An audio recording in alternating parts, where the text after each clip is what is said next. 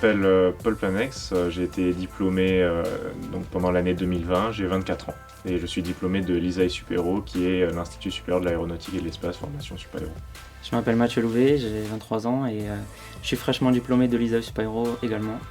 Et j'ai été binôme de Paul Planex pendant les 2 premières années à Super-Héros. Mon travail, il a été amené par une succession d'événements et d'expériences, en fin de compte. Dans un premier temps, un attrait pour le spatial, qui m'a conduit à vouloir étudier dans cette discipline et donc d'intégrer l'Institut supérieur de l'aéronautique et de l'espace.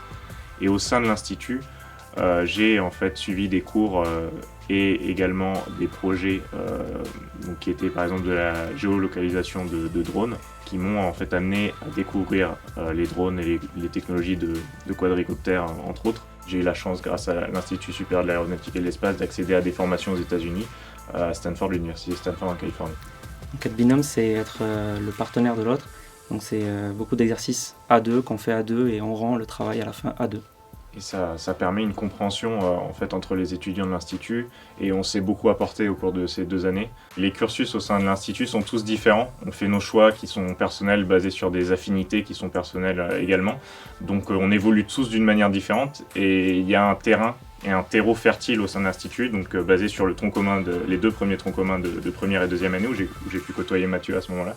Et ensuite, par la suite, on prend nos choix en fait, en fonction de ce qu'on veut dans la vie et comment on veut avancer en fin de compte.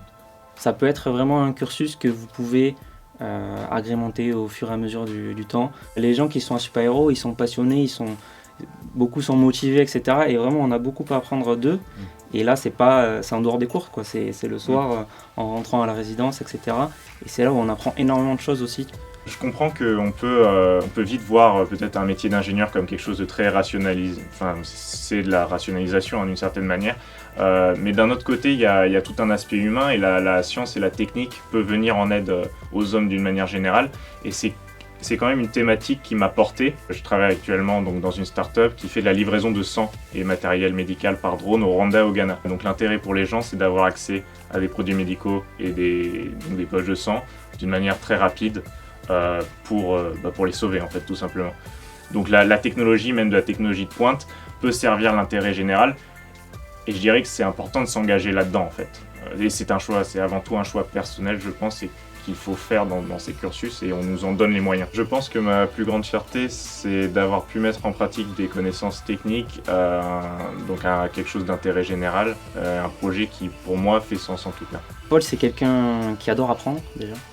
Il s'intéresse à beaucoup de choses et puis il va creuser, il s'arrête pas juste au superficiel. Très vite, on peut rentrer dans des débats, on peut rentrer dans des conversations plus profondes. Paul, il a la soif de la découverte. Il enquête, il s'arrêtera pas à ce qu'il a. Je pense que c'est des liens qu'on va garder à vie. Enfin, j'espère du coup. Mathieu, qu'est-ce que t'en penses?